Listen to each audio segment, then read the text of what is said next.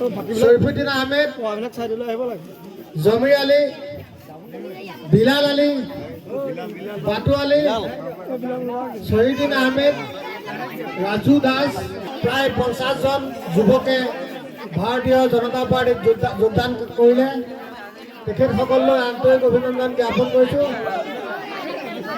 প্ৰায় 200 যুৱকে আজি ইয়াত ইস্তাক আলী, আজিজুৰ ৰহমান লুৰাকাই, মোস্তাকা আহমেদ,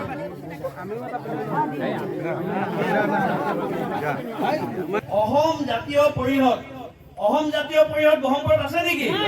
আৰু চাওক, ৰাজেন গোহাঁই ডাঙৰীয়াই 20 বছৰ ভাৰতীয় জনতা পাৰ্টীৰ সাংসদ আছিলে। পিংকু আলী, হৰিবা আহমেদ, ফৌজান আলী, অমল দাস।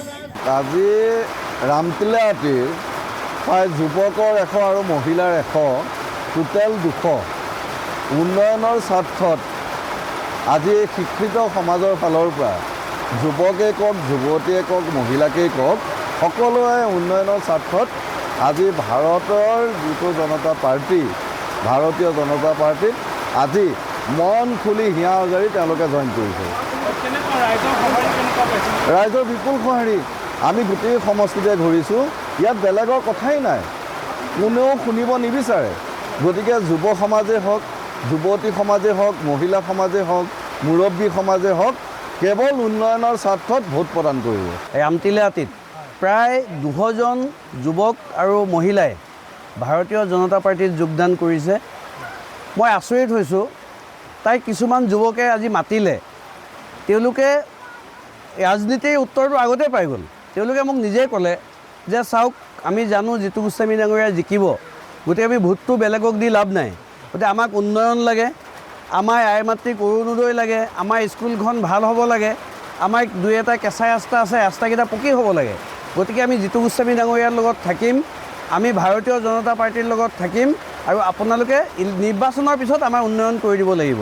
মোৰ খুব ভাল লাগিল, এই 200 জন যুৱক আৰু মহিলাই একেলগে কৈছে যে ইয়াৰ পৰা এটা ভোটো তেওঁলোকে বেলেগক নিদিয়ে, জিতু গোস্বামী ডাঙৰীয়াক দিব, আৰু তেওঁলোকে মানে কনফাৰ্ম জিতু গোস্বামী ডাঙৰীয়া জিকিব বুলি।